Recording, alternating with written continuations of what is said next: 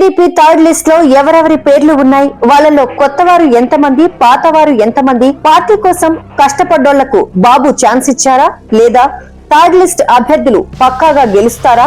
ఇలాంటి వివరాలన్నీ తెలుసుకోవాలంటే మా వీడియోను చివరి వరకు చూడండి. స్టోరీలోకి వెళ్లే ముందు మా ఛానల్ ను సబ్స్క్రైబ్ చేసుకోండి. ఏపీలో ఎలక్షన్ హీట్ తారా స్థాయికి చేరింది. ఇప్పటికే పొత్తులో భాగంగా బీజేపీ, జనసేన, టీడీపీ మధ్య సీట్ల పంపకాలు పూర్తవడంతో ప్రచార దూకుడు పెంచాయి. కాగా టీడీపీ 144, జనసేన 21, బీజేపీ 10 అసెంబ్లీ స్థానాల్లో పోటీ చేయాలని డిసైడ్ అయ్యాయి. ఇక పార్లమెంటు స్థానాల్లో టీడీపీ 17, బీజేపీ 6, జనసేన 2 చోట్ల పోటీ చేయనున్నాయి. ఇప్పటికే 94 పేర్లతో ఫస్ట్ లిస్ట్ ను, 34 మందితో సెకండ్ లిస్ట్ ను రిలీజ్ చేసిన టీడీపీ తాజాగా ఫైనల్ లిస్ట్ గా 16 అసెంబ్లీ స్థానాలకు అభ్యర్థులను ప్రకటించింది. ఇందుకు సంబంధించిన లిస్ట్ సోషల్ మీడియాలో తెగ వైరల్ అవుతోంది. ఫస్ట్, సెకండ్ లిస్ట్ లో కొత్త వారికి, యువతకు ప్రాధాన్యత ఇచ్చిన చంద్రబాబు థర్డ్ లిస్ట్ లో మాత్రం సీనియర్లకు మళ్లీ అవకాశం కల్పించారు. ఎస్సీ, ఎస్టీ, బీసీ, మైనారిటీలకు తగిన ప్రాధాన్యతను కల్పించారు.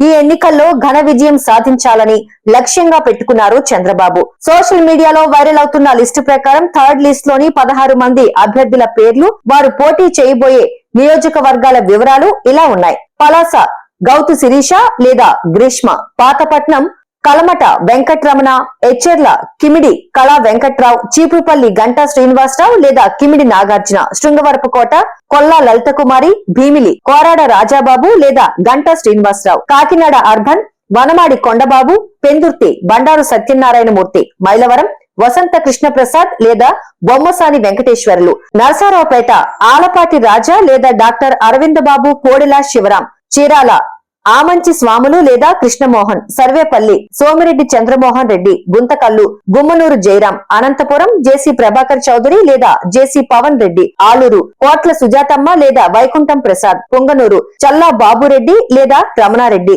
దర్శి మదిశెట్టి వేణుగోపాల్ లేదా సిద్ధా రాఘవరావు. మొత్తంగా ఫస్ట్, సెకండ్, థర్డ్ ఇలా 3 జాబితాలను కలిపి మొత్తం 144 మంది అభ్యర్థులను ప్రకటించినట్టయింది. అన్ని సామాజిక వర్గాలకు తగిన ప్రాధాన్యం ఇస్తూ మార్పులు చేశారు. పార్టీ కోసం కష్టపడ్డ వారికి సమన్యాయం చేస్తామని, అందరికీ రాజకీయ అవకాశాలను కల్పిస్తామంటూ ముందు నుంచి చెబుతూ వస్తున్న చంద్రబాబు దాన్ని ఆచరణలో పెట్టారు. టీడీపీ టికెట్ ఆశించి వివిధ కారణాల వల్ల టికెట్ దక్కని వారిని పార్టీ నామినేటెడ్ పోస్టుల్లో నియమించి వారి సేవలను వినియోగించుకుంటామని చంద్రబాబు హామీ ఇచ్చారు. ఎస్సీ, ఎస్టీ, బీసీ, మైనారిటీలకు సమ ప్రాధాన్యం ఇస్తూ ఈ అభ్యర్థుల ఎంపిక జరిగిందని టీడీపీ శ్రేణులు చెబుతున్నారు. మరి ఈ ఫైనల్ లిస్ట్ అభ్యర్థులు పక్కాగా గెలుస్తారా లేదా అన్నది తెలియాలంటే ఎలక్షన్ రిజల్ట్ వచ్చే వరకు వేచి చూడాల్సిందేనని అంటున్నారు పొలిటికల్ అనలిస్టులు. మా వీడియో మీకు నచ్చినట్టయితే లైక్ చేయండి, షేర్ చేయండి.